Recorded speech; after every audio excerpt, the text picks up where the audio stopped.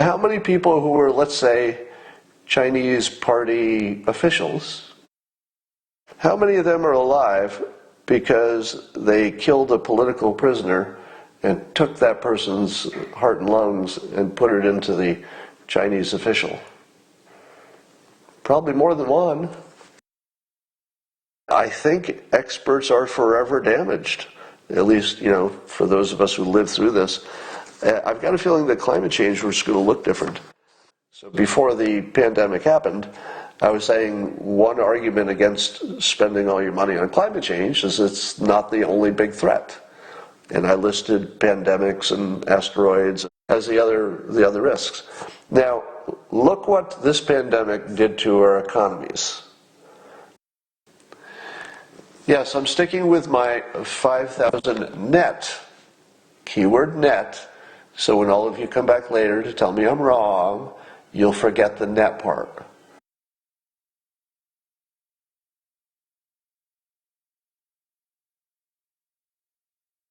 I have a question.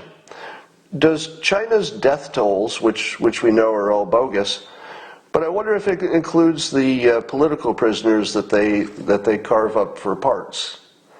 Now, if you didn't know that, apparently it's well documented to the point of no doubt about it.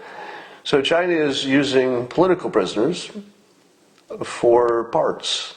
They're actually keeping them alive. I assume that they have anesthesia. But in order to transfer organs from someone to someone else, you need the donor to be alive. China can deliver a heart and lung transplant on demand on the hour that you want it. Now, you don't have to be much of a transplant expert to know that if you can deliver a specific organ on a specific date, it's because you killed somebody. There's no mathematically, statistically, there's just no way that somebody would coincidentally, be a donor within driving distance and, within an hour of when you needed the surgery. So the experts know for sure, and they know that the operations are happening because Westerners sometimes go over there and get the operation because they can't get a heart and lung on demand anywhere else because nobody else is killing people for hearts and lungs. So I'm wondering, if it's true, the high numbers, I saw some numbers like over 300,000 people might have died from the coronavirus in China. Now imagine if 300,000 died, most of them are probably elderly and would not qualify for any kind of a transplant. But how many people who were, let's say, Chinese party officials who could be saved with, let's say, a lung transplant, because, lungs go bad with the coronavirus. How many Communist Party members in China, people who are rich or connected, how many of them are alive because they killed a political prisoner and took that person's heart and lungs and put it into the Chinese official? Probably more than one. I don't know. Could be a few. Just put that out there. All right. I put this idea out there. I was just seeing what kind of appetite there was for this. But I want to tell you how clever this is. So on the surface, it doesn't sound clever, but then I'll tell you what the clever thing is. All right. So I tweeted, let's start expelling the kids of Chinese elites who are going to college in the United States in alphabetical order. One for every death from fentanyl or coronavirus. Now, of course, it wouldn't take long before they were all gone.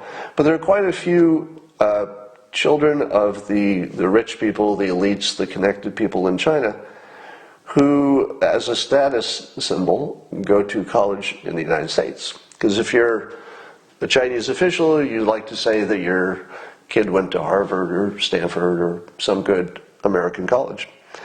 And of course, they take this training back to China, where China, in most cases, and China, of course, tries to destroy the United States with this newly learned knowledge.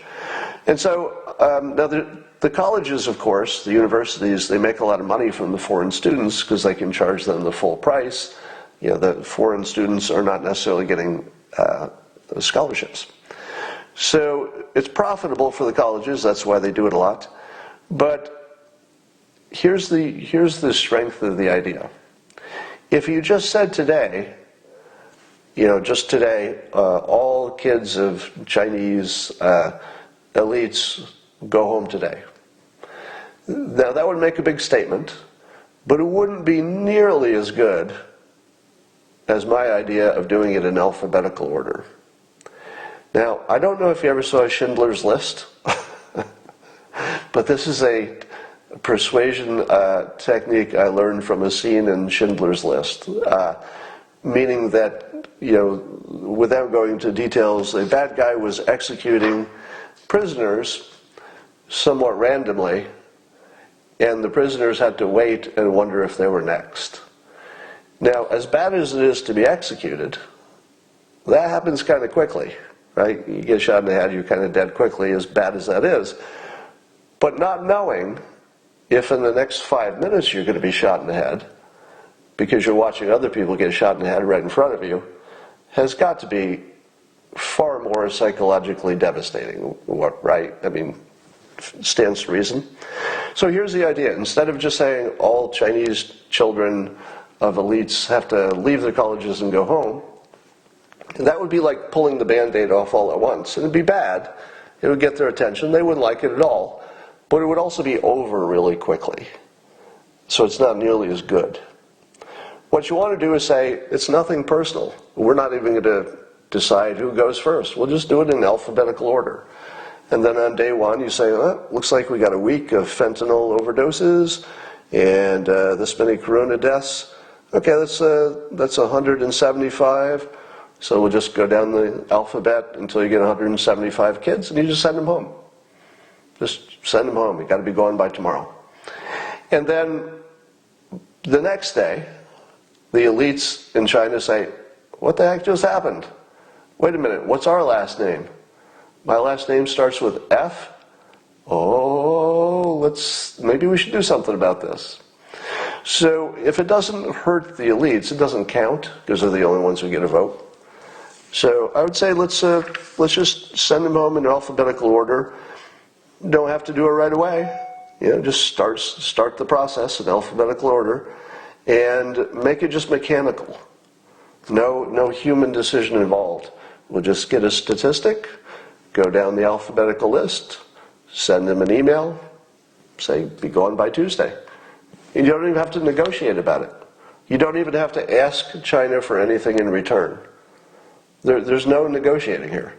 You're just saying, this is just the way we want to run things. This is our system. Don't even argue it. What will be the impact on climate change politics after all this is done? Because I've never seen experts take a beating like this. Have you? Can you think of any time in your life that the experts were so thoroughly discredited? Now, not all the experts and not on all the facts, but the whole you don't need a face mask thing. That felt like some kind of a final straw, because it was just such a blatant lie, and maybe they had good intentions, but it was such a blatant lie that I think experts are forever damaged. At least, for those of us who lived through this. I've got a feeling that climate change was going to look different. Now, I tweeted a page from my book, Loser Think, in which I was talking about, so before the pandemic happened, I was saying one argument against spending all your money on climate change is it's not the only big threat. And I listed pandemics and asteroids and cyber attacks and those sort of things as the other risks. Now, look what this pandemic did to our economies. Now, just imagine if this had happened, say, 2 years from now, and you had a President Bernie Sanders, just hypothetically. If socialism had been in the process of revamping our economy, transitioning to it, let's say the AOCs got their way and won, what kind of shape would we be in now if we'd spent that much money on Green New Deal, could we still do as much as we are, even though we're basically broke already? Could we do as much as we're doing against the pandemic? So I don't know the answer to the question, but everybody who thought they were smart, Nassim Taleb, would say you have to spend as much as it takes to fix climate change, because it's something that could be, a gigantic catastrophe. And I would say that only makes sense if you only have one problem. One problem that could end you, then of course, you should overspend to drive that down to zero. Even if you thought it was a 1% chance it would take out the planet, you still want to drive that to zero. But if you have multiple risks, you just can't take the same strategy because you don't have infinite money to do everything. Yes, I'm sticking with my 5,000 net. Keyword net, so when all of you come back later to tell me I'm wrong, you'll forget the net part. So let me say in advance, you stupid idiot, you forgot the net part. So you're not criticizing me, you're criticizing your own hallucination. I like to tell you what I'm going to say weeks in advance. So the 5,000 net makes this assumption. Because we're shut down, there are a whole bunch of lives that are not being lost, traffic accidents, etc. And you have to net that out, because the decision to close the economy is the decision about how to treat the virus. So it's all part of the same decision. You can't say this many people died in the hospital and then ignore the fact that twice as many people are alive who would have been dead under other conditions. So at the moment we're still negative. My understanding is that the number of people who have been saved by not having a normal economy is still quite a bit bigger than the total number who are dead. Now, I do expect that to reverse, so that it's not going to stay that way, and the economy itself will cause some problems with poverty too, and that's hard to net that out of there.